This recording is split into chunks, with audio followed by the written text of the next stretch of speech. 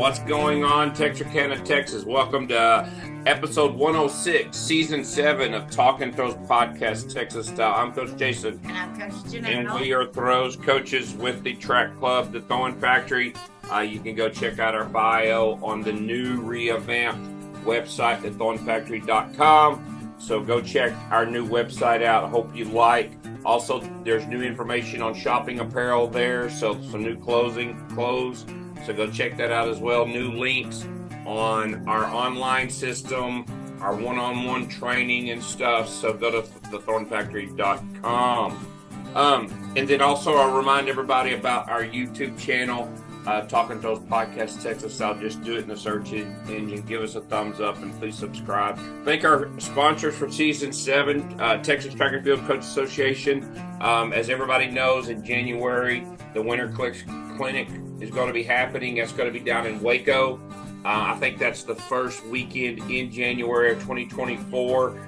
So go to ttfca.org to get more information there. But also, too, indoor track meets are starting to post in January, February, March. So if you're looking to go to an indoor track meet, that's the website you need to go to. 4throws.com, quality implements priced right. Right now, if you go to 4throws.com, if you hit the best sellers tab, you're going to see 4 Throws low spin disc, a 73% rim for only $66. If you go to the 4 Throws high spin discus, an 83% rim for basically $80. So basically $10 more. And of course, you can get high-end niches. Also, indoor shot puts are available as well, just for that indoor season. Maybe you're looking to do weight throw this year, and 4 Throws even sells Dominator weight throws and hammers as well, and then of course javelin. And then also to remind everybody that 4throws.com also sells throwing shoes. So go to 4throws.com, but be sure to use the code TalkingThrows10 to get that 10% off. TalkingThrows10 to get that 10% off. Ready Up Athletic Development, everything in the greater Austin area. If you need a program written out, individual Olympic lifting, powerlifting, bodybuilding, sports performance, whatever your need, Ready Up Athletic Development is the place to go. That website is readyupad.com. You can follow Zach Phillips on his Instagram website, Ready Up, or on Facebook. Fiber Sports Discus, a new way to get the distance. You can find Fiber Sports Discus link on the Throwing Factory website, or you can do it at 4throws.com.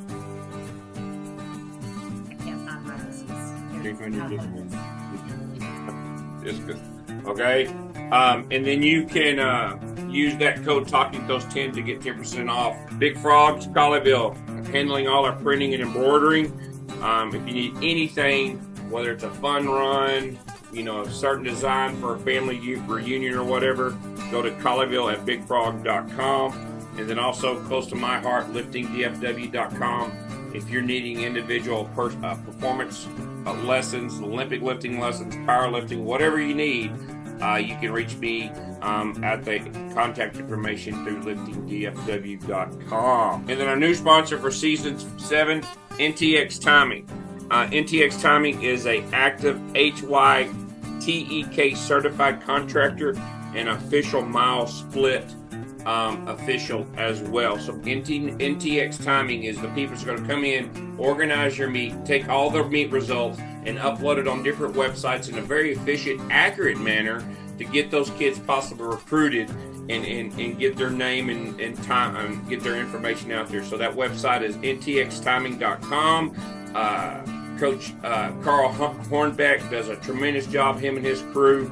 So if you have questions, you're hosting an event this year, I would encourage you to go to ntxtiming.com. Our guest today on episode 106 threw it University of Texas at Arlington, where she was a 4-time NCAA qualifier. She ranks second all-time in their shot put list for outdoor with a mark of 54.11 and a half. She ranks first with her lifetime PR of 166.8 in the discus. Also that same year, in 2000, she was a Southland Conference champion in the shot put. And also she ranks in the top 3 as well for the indoor shot put for her time at UTA. In 2000, she was made 7th at the NCAA championships, where she earned All-American honors. That same year, she made the Olympic trials. In 1995, she graduated from Texas High University in Texarkana, Texas.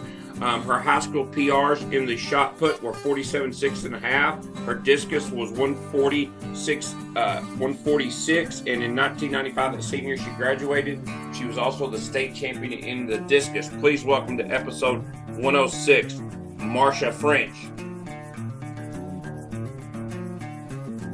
Cool. Well, thank you so much for being on. We're just really excited to have you on. You're going to be our first representative from UTA, so that's, giving some recognition back to the school. And okay. All right. Well, we are excited to have you on. So go back down memory lane to when you first started throwing. Were you one of those middle school kids that picked up the shot put for the first time? And tell us a little bit about that, your first experience throwing. Okay, well, I was a volleyball star, basketball star, and then coach comes in at the beginning of track season and says, well, you guys who've had your light shining all this time, now it's time for some new people. And, she's looking at me because I'm a big girl, so there's no way I can do track, right? And so she took us all outside, and we started doing this time trial for the 100 meters. And how about I was the fastest one? Oh, wow. The fastest one out of the 7th grade girls and 8th grade girls. But wow. I was not on any relay, guys. You know why I was not on any relays? Because I couldn't fit the uniform. The fastest person on the team not allowed to run because she can't fit the uniform. Oh my God. But I digress. There you go. So she stuck me in the shot put ring, and then I blew that away too. Awesome. Now, did you have coaching as a 7th grader that kind of helped you? Were you doing that 7th grade kind of shuffle? No, it was like step back and throw. She didn't know anything about throwing. My coach didn't know anything about throwing. She was like, here. And handed me the ball. Goodness. Yeah. Gosh. So just natural ability. I didn't learn about throwing until I got to high school. It got serious in high school. Gotcha. Do you remember how far you threw in middle school? In middle school, I was like 32, 33, little stuff. Gotcha. With a 6-pound, of course. Now, was this in Texarkana? Did you grow up in that area? Born and raised. Oh, wow. Brothers, sisters, mom and dad, athletes? My brother, you probably have heard of Jimmy French. Did you ever hear of Jimmy French, University of Arkansas? Yeah. Razorbacks. That was my brother. Fastest man in the world in 1992, but he had a car wreck. So he did not. Wow. Yeah, he didn't make it to the Olympics trials that year. So you get to high school, your freshman year, you were that best athlete coming into your high school career. What was that transition like from that junior high to your freshman year, just in the aspect of being a high school athlete? Well, there were already throwers there, and there were some little comments about a little pissy tail 9th grader is not going to take my position. Oh, really? Oh yeah, that was the comment made. A little pissy tail 9th grader is not going to take my position, but I had to take it. Yeah, especially after that comment. Show you. You don't challenge me like that, and I learned how to throw, and I just used it, and so I lettered my freshman year. Did you go to regionals your freshman year? I did. Did I go to regionals? Yes. Every year I went to regionals, but I didn't go to state until my 10th grade year. Until your 10th grade year and stuff like that. Now, who was the person that kind of helped mold you your technique wise? You said earlier you didn't really hone into it until you got into high school. Was there a coach that kind of helped you? Yes, his name was David Daniels. We became really close. I mean, to the point where I'm getting slapped upside the head close. Oh, really? Oh, yeah. Oh, I hated to spin. I refused to learn how to spin in high school. I was one of those people who was afraid to fall. Yeah. And I don't fall. At all. So he was upset with me about not learning to spin. So I would just chuck it from the front. You would just do a stand throw? If you can win state from the front, why do you need to spin? So you didn't. That's how I see it. You didn't glide or anything? You just... I glided in the shot put. I didn't spin in the discus. Okay. So I you just stood throw. Oh, wow. How far were you stand throwing in the disc? 140. Wow. So that school record you held at Texarkana that you sent me that picture, that was a stand throw of 140. Of course. Oh, Lord. So, I was not spinning. Oh, wow. wow. Okay. That's quite impressive. So you were able to generate a lot of power. Yes, sir. I was a power thrower. For sure, for sure. What was it? One of those things that Coach Daniels kind of turned into like a father figure, to He kind of was. develop your talent and trust and stuff. I actually was. I did call him dad, and then when the other coaches were like, "Hey, Marsha, your dad wants," they knew he was my dad. And I spent a lot of time with this family. Him and his wife were both coaches there. I spent a lot of time with his family. I got close to his daughter, and they were just my people. Wow. Was he there all 4 years of high school for you? Yes, and I'm still in touch with them today. Yes. Is he still coaching or is he out now? Is he coach? I think he retired. Did he retire last year? He just retired. Just retired. Wow. Just retired. He did put in some time and stuff like that. So you get into your sophomore year, you go to state. What was that transition like? And especially put kind of I told you so to your naysayers a little bit, on that big stage in Austin. Do you remember that day and what that experience was like just being a sophomore? I couldn't grasp the concept. I was undefeated in my regular season, so I thought I would be undefeated at state, and it just went the way I planned it to. I was one of those people who would never celebrate. Like they were like, "Can you be happy? Can you just be happy? Can you smile a little bit?" I just didn't. I don't know. I didn't know how good I had it. You didn't know how good you had it. Got it. Now, your senior year, you won state, right, in the discus. I did. That was with that stand throw. Yeah. Did you really? Wow. So you never I'm just asking to understand, like you never tried to like even a half turn or anything like that. Was it because you didn't have throwing shoes? Coach, I refused. I mean, I didn't feel comfortable turning. I'm moving. I'm a big girl, and I'm moving in circles. I don't think so. Yeah, I got you. So was there that fear of hitting the toe board and the shot put in that same concept of falling as well? No, I had a little more control with the glide than I did with the spin. And the spin really? all over the place. Your center of gravity has to be pretty much perfect if you're a spinner. Yeah. Yeah. Now you wound up throwing like 47.6 and a half as your best mark in high school. Is that right? Right. Where do you remember that day of that 47? Because that's a big mark. That's huge. I do. And I remember when what was her name? The Olympic champion from Michelle Carter. Yeah, I remember when she took it away. I remember when I said it, and I remember when she took it away. I was there too. Oh wow! Did y'all compete against each other? Was that kind of? No, she's a baby. She was a baby. She was a baby. Okay, yeah, gotcha. I was just there watching the meet. Oh, you're watching the meet. I got you. Okay. I want to ask: when you got up into high school, did you keep playing volleyball and basketball, or did you just focus on track? Because you said I focused on track because I had knee injuries. And how about those older girls that you beat as a freshman? Did they continue throwing, or did you show them up? No, they didn't continue. I mean, they weren't serious about it the way I was. Yeah. It was just a pastime for them. But once that little freshman came in there, they were like, "Okay, she can have it." Yeah. Now I know going as a high school athlete trying to make Texas relays is a very big deal. Did you have that opportunity as a high school athlete to go down to Texas relays, kind of before your state meet? After I don't remember what year it was exactly, but our coaches stopped going to Texas relays for whatever reason. Oh, really? Yeah. So I didn't get to compete in high school, but in college I did. Oh, you did in high school? Okay. When did you start getting first interest in college and kind of, people saying, okay, you're good enough to kind of throw for us? Do you remember those first contacts? Yeah, I was getting letters in the 10th grade, but they can't really recruit us until we're a senior. So those letters were going in the trash.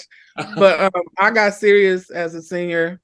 I knew it was real then. You knew it was real, and that was that the plan going into your senior year to kind of, all right, I want to do this in college. I didn't want to do it in college, Coach. I didn't. I thought I would get an academic scholarship, but my test scores weren't good enough. I mean, you're a scholar and an honor student, but if you don't show it on your test scores, then it doesn't mean anything. Yeah. Yeah. And back to those times, that test score, that got me too coming out of college as well. So then what changed your mind to go throw then? Money. That was a softball question. Throwers. I'm sorry, I didn't mean to cut you off. No, go ahead. Tell us what you're gonna say. At the time, throwers were not seen as a commodity, so they weren't offering a whole bunch of money to throwers, but they were offering me full scholarships, so I jumped on it. Oh wow! Okay, so did you take your 5 visits? I had how many visits? I had 2 visits. Okay. I went to the University of Houston and I went to Northeast Louisiana. Of course, I chose the one that was closer to Mama. Gotcha. To Houston. All right. So you went down to Monroe. What was that experience like? It was weird. Naked dorm room with nothing. I had to borrow pillows and sheets. Oh, did you really? Yes. There were especially from Houston. When I went to Houston, it was laid out, nice hotels, nice everything. But then I go to this school, which was real. It's basically real. This is the real thing. This is what you're gonna get when you get here. Yeah. So I had to borrow pillows and blankets, but there were 3 athletes there already from my school, so I didn't mind. Okay, so you had comfort with them being there and comfort in the school being close to mom and stuff. Exactly. Gotcha. Who was the throws coach at the time at ULM? At the time, it was Greg Estes. Oh my God, this guy was obsessed with throwing. He read books. He missed his college graduation. He was still in college, y'all. He missed his college graduation to be at one of our meets. I'm like, really? He was obsessed, and he knew his stuff. When I tell you he knew his stuff, he knew it. Okay. Well, all right, then my first question. So and you probably know what I'm going to ask too. How did he introduce discus to you as rotational, or did you still just do stand throw? It was not going to be a discussion of I'm not doing it. College is a different monster than high school. Yeah. I got my dad in high school and I'm tugging at his heartstrings, so he gave in. But Greg Estes was not having that. He wasn't. So did you fall when you started spinning? I did not. And he actually mentioned that to me about a year or 2 later. He was like, I've never seen you fall, French. I said, and you won't. So he came up with this little thing where he had all his throwers. We had to have a partner, and we would stand behind our partner, and they would fall back, and I was the only one who refused to do it. Oh. You had, they had to catch you, and you had to trust them to catch you. I refused to do it. Of course. I understand that. So I totally understand that. So were you at ULM for just a year, or Northeast now, I should say, back then, and just decided to transfer? I was there for 3 years. Yeah. My junior year, I got pregnant, so I had the red shirt. And then upon returning, I was like, I don't want to go back there. They had fired my head coach for I don't know why. The story is so convoluted, but I didn't want to go back there, so I transferred to UTA. Okay. Now, how did that come about? Of going from Northeast, Monroe, Louisiana, to Arlington, Texas, to UTA? Because did they contact you out of high school? UTA? No, I contacted them. And they were in our conference, Southland Conference. They were the team that was kicking our butt every year. So I'm like, I'm going there. Oh, you but did? I contacted them. Once they found out who I was, they were on board. Really? Oh, open arms. Yeah. Open arms. No, awesome. Yeah, that's awesome. Good initiative right there. Going out and wherever you want to go, make that contact. Do that enough. Well, I was hurt during our conference at Northeast, and I couldn't glide. So I stood there and I threw almost 51 feet from the front of the ring. So when I called the following year when I called UTA, that coach was like, "Oh yeah, you're the one who won conference from the front of the ring." I was like, "Yeah, that's me." Now, okay, so with that being said, and you develop all this power, very strong power for your stand throws. What were you a lifter? Did you spend much time in the weight room to even maximize that power? Oh yeah, that was part of our routine. We had to go. Really? We had to be in the weight room. Yeah. Is that something you enjoyed doing and liked, or was it something you just kind of had to I loved the weight room. I hated to run. hated to run? The weight room was fun. I had to have the guys spot me, and the girls were not strong enough to spot me. Oh wow. Okay. I was working out with the guys. Yeah. So you go into your junior year, you got pregnant, you transferred to UTA. So can I ask, and if it's I'm over the lines, did you have the baby and did you take the baby with you to UTA? I left him with my mom. Okay. Yeah. Okay. Boy or girl? Boy. Awesome. He is how old now? Huh? How old is he now? He's 25, y'all. Oh wow. 25. He was when I went to he was newborn when I left Northeast. Gotcha. Look at you. That's awesome.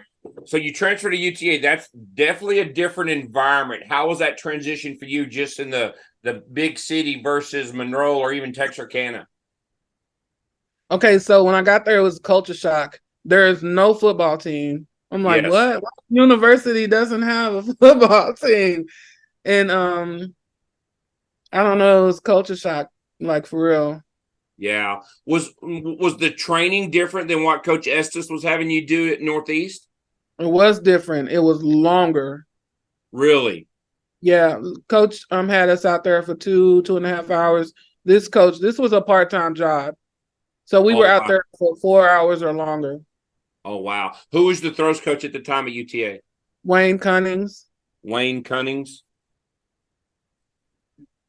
Go ahead. Another one who was obsessed with throwing.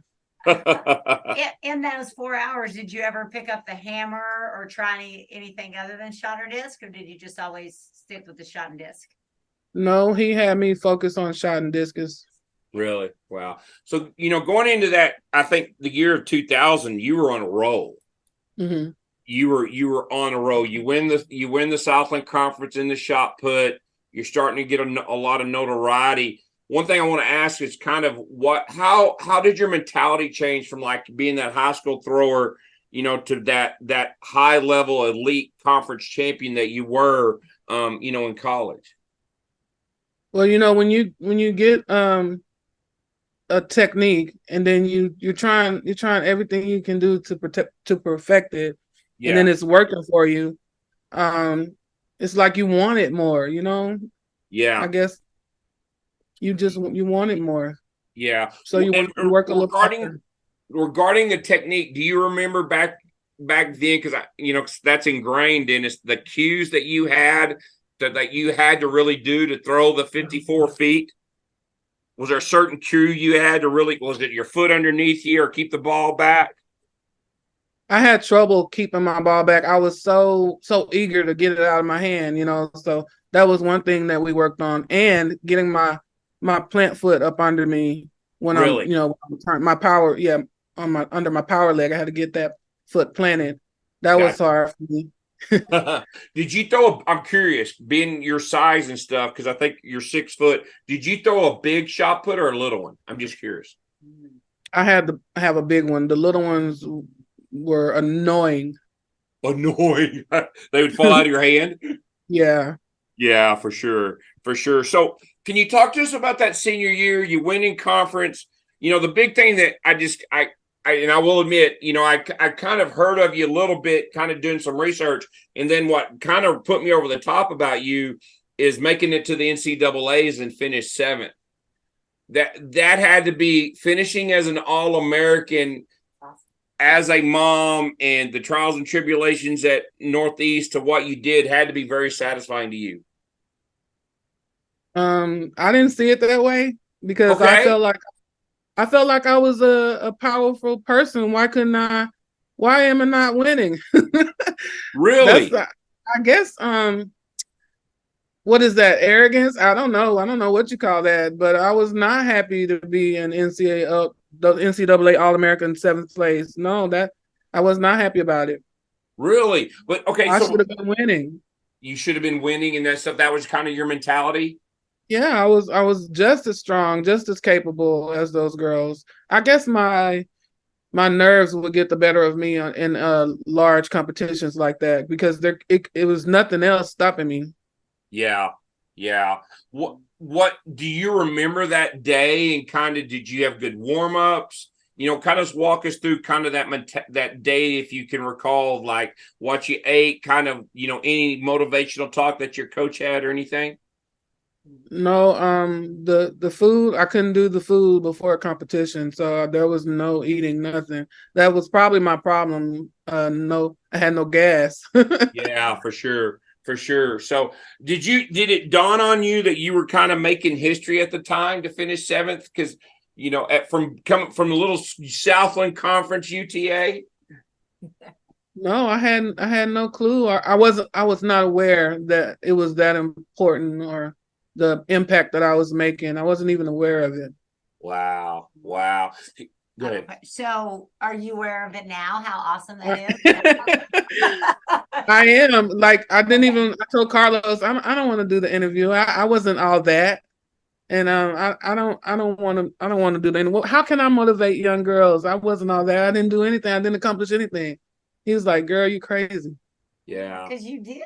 Did. That's awesome. As we were preparing for this and we were looking up all the stuff you sent us, to go from even just those stand throws at state is amazing, to have those marks, and then to go for what you accomplished, and you're probably about to ask, and make the Olympic trials. Yeah. And that's impressive. And the thing too that we run across too all the time is the kids nowadays, and I'm sure you see this in your experience as a teacher, when they deal with adversity, they quit.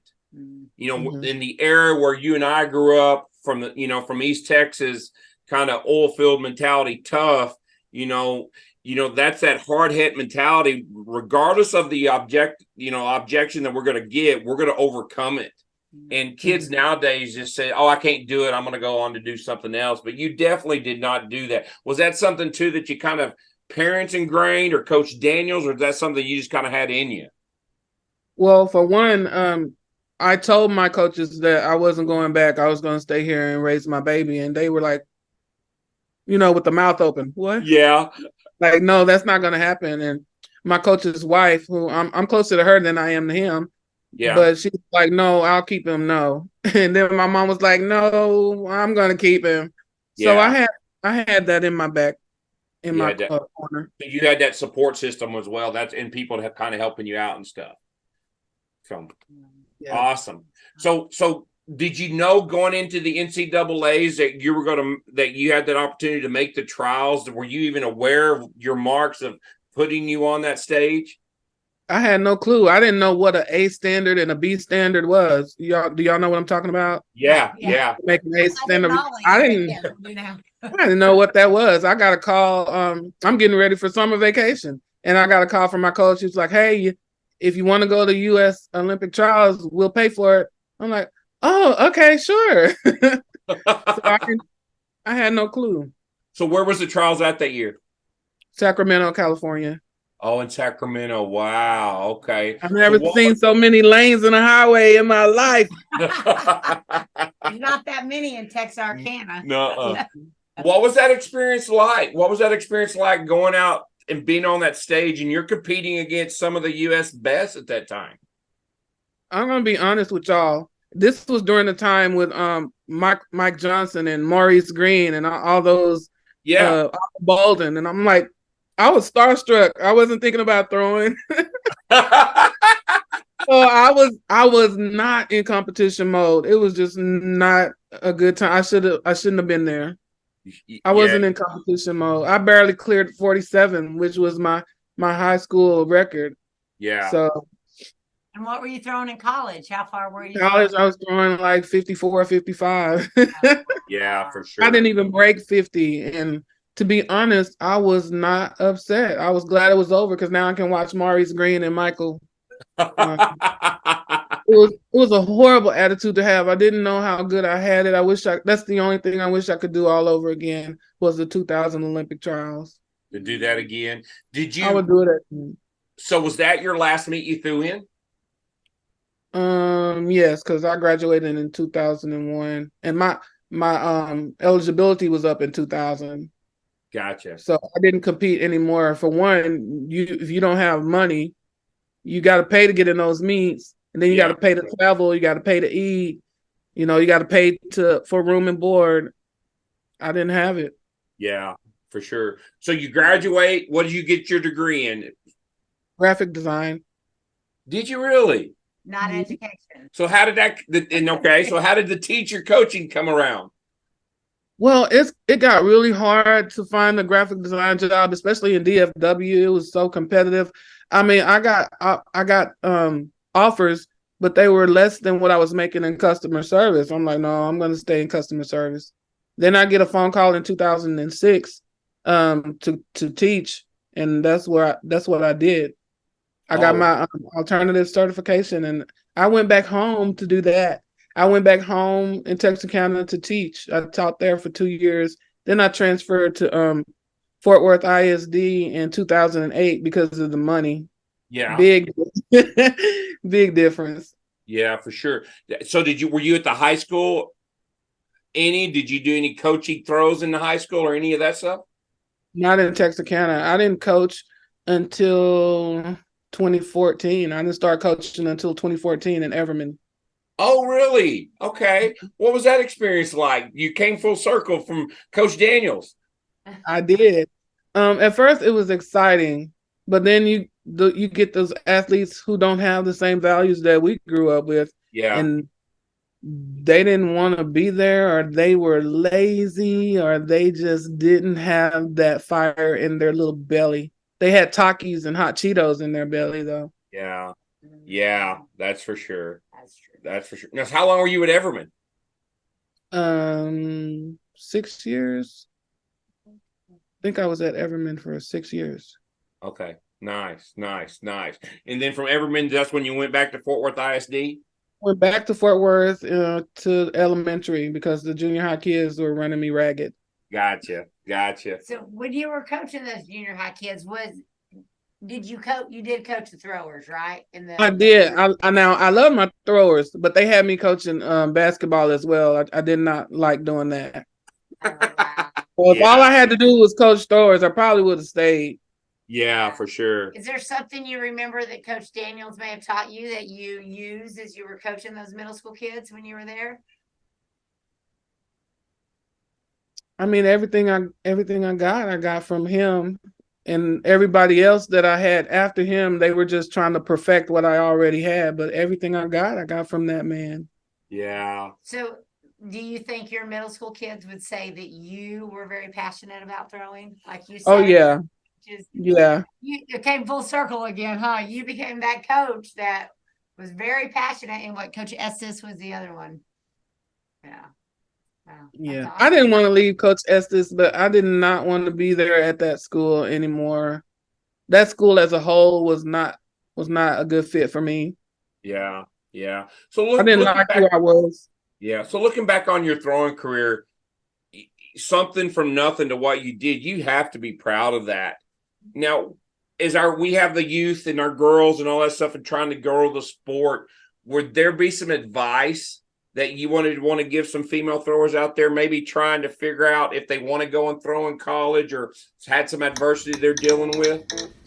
Welcome back, track people. This is Brandon, owner of fourthrows.com. We're a fast and growing track and field company that specializes in the throws. With our speed shipping, implement warranties, and rock bottom prices on javelins, discuses, shot puts, and hammers, call us up today to talk directly to one of the owners at fourthrows.com. Well, you just got to be serious about it. There were a lot of times where I didn't know how good I had it, and I wasn't serious about my performance. I wasn't serious about my nutrition. And one thing they didn't teach us was nutrition. Okay, we were just practicing and then going home. We those girls need to know how to take care of their body and Got when to go on the diet and when not to go on the diet, because you can't be on the diet during competition months. You can't do it. very true. Very So true. I didn't know any of that, but nutrition is the biggest thing I would tell those girls. Yeah. And I don't know, just have fun. Yeah. True. Yeah. That's good. The nutrition piece is good. Yeah, we run across all the time with our throwers and stuff that they don't eat before workouts, or when's the last time you ate? Well, I had some Takis or a Snickers bar at breakfast, and that's all I've had all day. And you're like, what are you doing? Yeah. So- Haven't drank any water. Yeah. I was literally killing myself. Yeah, for sure. So I'm just curious, in your professional career, being a coach and teach, were you out there demonstrating at Everman how to glide? When's the last time you threw? I think it was 20, because I only coached for 3 years out of the 6 years I was there. So I think 2017 was the last time I threw for my girls. Oh wow. Okay. Did it go 47? No. I'm in a situation where my knees were really bad at that point, so I couldn't do a whole lot. Yeah. Understand. So what grade in elementary do you teach right now? I teach kinder through 5th grade art. Oh wow. How is that? I've never taught That is so fun. God, they think you're a rock star. They treat me like a rock star. I love it. Do they know you're a former college All-American? I haven't gone that far to tell them those things. So I guess I'll make a note of it. Yeah, I'm sure that. I was gonna say, find some little girls who, if they think you're a rock star, we may have some future throwers right there in your other class that we need to start developing. Are you guys in Fort Worth? Are you in DFW? We're actually in Mansfield. Oh, you're right down the street. Yeah, actually, in our practice where we practice is in Crowley. So yeah, I had no idea. I had no idea. So, and that's the thing too. We try to grow the sport, and if you ever want to come out and give advice or get back into throwing, we would love to have those opportunities. Maybe pull you back in if that's where your heart's at. Because we have a lot of kids who, don't have guidance from, maybe dad's the only single parent at home, or just be a mom, and they're looking for adult figures, but they're big girls, but they don't fit in to basketball or volleyball, and so when they do throwing, they're out there by themselves, and they're like, well, I like throwing, but it's just me out here, and I don't want to be out here by myself, and it's tough. So we try to encourage them, coax on them, love them, to say, okay, we're going to bring you more people out there to join you. So to do something like that for sure. So do you ever go back to UTA and look at your records and think about your career? Because let's be blunt, you're the greatest thrower to ever come out of UTA. Actually, the girl who was behind me tied my record. Her name was Ashley Dorsey. Yeah. But you threw that 166 in discus. Yeah. Oh yeah, I have to tell you about that. So when I was throwing, the guy called a foul on me for touching the toe board. I did not touch the toe board, and I was highly upset, for lack of a better word. That's what I want to say. But the next round that I threw in, I whipped it out there. That's the only reason I have that record. Really? You're mad. Made me so mad. Like he's just caught. He can't even. He's in a position where he can't see my feet. So I know when I foul. When I foul, and I will not argue with the ref. I would never argue with the ref. But I had to give him a few words that day.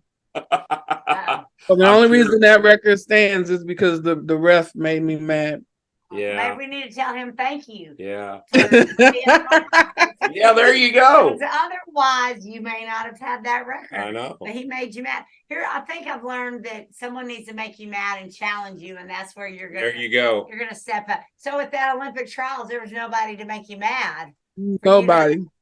My coach didn't even go. He sent me with the distance coach. Oh, really? Yeah, he had some other engagements, but the distance coach and I did not get along. I did not want to be there with that guy. Yeah.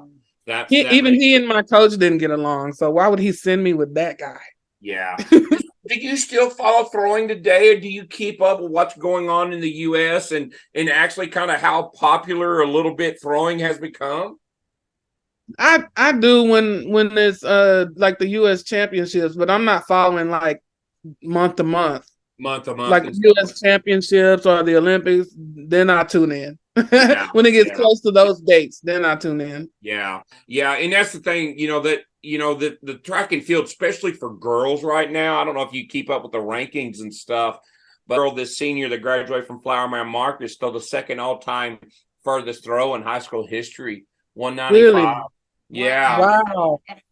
And then there's a girl from Giddings this same year, and she went 53 2.5, which is the second all-time throw. No way. Yeah, and here's the thing, Marsha. She might be 5'5", 5'4", and might weigh 150 pounds. She is itty bitty. You look at her and I can get with that. Yeah. I believe that because it was the little ones that scared the what out of me. My teammates would tap me on the shoulder in high school and be like, "Marsha, look at that girl. She's huge." And I'm like, "Yeah, she's slow." No, she's not. It was the little ones that I was afraid of, y'all. It's growing, and there's girls in the area that are coming on, and we're trying to grow the sport and stuff, but we can't do it by ourselves. We need influences, and people have yourself. Got you. Do you still talk to any of your UTA teammates or any of those fellow throwers? On Facebook, I do, but I haven't really been able to meet up with them. Well, if we're ever around or you're ever around, come see us, and love to introduce ourselves and give you a hug and just thank you for what you did for the sport and what you're doing, because your story is something that we try to identify and celebrate. You're the reason we do this stuff, is that type of story, for sure. Thank you so much. It was an honor. Thank you a lot for being on there, and tell those elementary kids how awesome you are. Yes, I will. Thank you, guys. Thank you. God bless. We'll talk to you soon. Okay. We would like to thank Marsha French for being on. Just what a tremendous story in person, growing up in Northeast Texas, Texarkana, little small 4A school. Having a coach that influenced her and kind of laying the foundation like Coach Daniels did for her. And then having the opportunity to go throw in college, maybe when you wasn't even thinking about it, and wind up at Northeast Louisiana and Monroe at the time, and maybe not working out the way you want or had pictured there, and then you find that door closed and another open to go to UTA, and I think that's really when her career really set off. And man, to make the trials, to make 7th in the NCAA, and that's something I wanted to point it out. And we didn't go highlight it, but she got 7th. The person that got 1st in the meet just got put into the NCAA Hall of Fame for being one of the best collegiate throwers of all time. Celia Sua from UCLA and the Art Venegas fame. And, she threw 56.11, and Marsha was 51.2 and she admitted, that might have not even been her best day to be 7th there and stuff like that. Just to go to show you the potential she had. And then throwing too, it just takes one throw. Yeah. You can be an average thrower and kind of, just be there, but when it all connects and you hit it, then all of a sudden that just catapults your career into, bigger stages and more opportunity to go out and throw and stuff, but also too, it's full circle. She got back out, she's coached and teach, and now she's teaching, and she's, serving her community in the Fort Worth ISD, and we couldn't be proud of the legacy she made at UTA, being one of the best throwers all time there as well, and ranking, first in the discus, second in the shot put. Yeah. I love how she hit some of those big marks. Well, her discus mark. 140 stand throws. Stand throws. Yeah. And then how she realized at college, I'm not going to tell this coach no. Yeah. It wasn't an option. Mhm. And how she didn't fall. Mhm. So it's kind of having that confidence and that trust to go out there and try something new. But one of the things that stuck with me that she kept saying was that she didn't know how good she had it. Yeah. She just either kind of took it, I don't feel like she took it for granted. I think she just didn't realize what potential she had and didn't realize how good it was and how maybe good it could be. I don't know that she has that big regret. I know she said at the Olympic trials she wished, she would have known a little bit better. So that's, one of the things here is learn some lessons from these people that we interview. She had a great career and great things, but she also wished she would have taken it a little, have fun, but also have taken it maybe a little bit more seriously and stopped for a minute to realize. I think as you get older, you do. we're always the guilty of reflection. Yeah. And maybe if I'd have done this a little bit better, maybe if I'd have got this little extra sleep, maybe if I wouldn't, And she talked about nutrition, had someone told me that Takis and hot Cheetos and not eating are not going to make me the best athlete out there. Me too. I didn't have Takis or hot Cheetos, but sweet tarts and candy bars. Yeah. So. For sure. So we thank Marsha for being on. Yes. Oh, and look for some future little shot putters out of Fort Worth ISD in her art class, because right there has to start drawing some little. That is true. They can learn some angles or something. Yeah. Marsha, so go something, teach them that. I have no knowledge of art, but get some little throwers out of it. All right. We want to thank our sponsors for season 7, Texas Track and Field Coaches Association. Go to ttfca.org. All the indoor meets, outdoor meets, things are being posted, and the winter clinic that's coming up in January. So make sure you look at that. Fourthrows.com. Got great implements. Go get you some discus. All the things. Throwing shoes now. Oh, throwing shoes. Those are hard to get by. So get some of those. Use the code TalkingThrows10 if you're in the Austin area. Ready Up AD. Check them out at readyupad.com or follow them on Instagram or Facebook. Also, he has the program, the basic throw strength program on Train Heroic. Still kind of the off season for most throwers. If you're not a football, volleyball player and you're looking forward to your spring throwing career, go try this out. Use the code THROWS10 to get 20% off. Again, that is under the Train Heroic, and it's called Basic Throw Strength. Hello, Talking Throws Texas podcasters.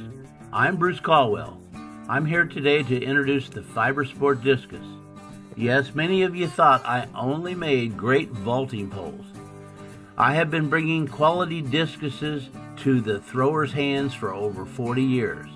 First as Cantabrian USA representative, then for the past 10 years as the Nelco discus distributor.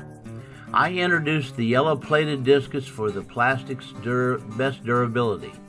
If your FiberSport discus breaks, we replace it. Our studies have reached into the science of using a wind tunnel and adding microchips to the discus to find the spin, the gravity, the flight stability of the discus. We have found it's not about rim weight anymore. It's more about creating a balanced stability to allow the discus to fly and surf the wind. Our new FiberSport discus is made to be selected to fit your needs, no matter the weather, no matter the conditions. Check out our discus selection guide at fibersportdiscus.com and find a dealer in your area that sells our fine product. Thank you, Jason Janelle, for allowing me to talk with your listeners on Talk and Throws Texas Style. And then if you're in Colleyville, Big Frogs of Colleyville, big shout out to them for everything that they do for us. And then our new sponsor, NTX Timing. I know they are doing some cross-country meets right now. I've seen a couple of things that he has posted. So as you're scheduling your spring meets and you don't want to kill your coaches or your middle school coaches or someone who comes out there and has to do a lot of that. Now, he's not going to go work every event, but it will help with the timing and getting all the things out there on the web. Also, the Throwing Factory. I started doing some lessons with some young ones who are wanting to throw in the summer and kind of, I guess, maybe need something to do right now and try some things out. So reach out to us. We'd love to do some lessons, introduce you to shot or disc if you've never tried it. And hammer. If you've got a kiddo that didn't make the volleyball team, didn't make the football team, whatever grade and you realize, hey, there are a lot of things out there. Let's look at this whole track Maybe and field can't thing. fit in a small uniform. Can't fit in the sprinter's uniform. Ugh, we feel you there, Marsha. I think there's a lot of us that were like, yeah, that we shouldn't be wearing that. Yeah. And then lifting DFW. Yes. So if you need some information on lifting DFW and Olympic lifting, reach out to me. Remind everybody about that YouTube channel. we have a YouTube channel. Yes. Talking Throws Podcast. Search it. Well, I'll black out his face so it'll be more Yes. enjoyable. Subscribe. Give us a thumbs up. All right. Give us some views. Thank y'all so much. You guys.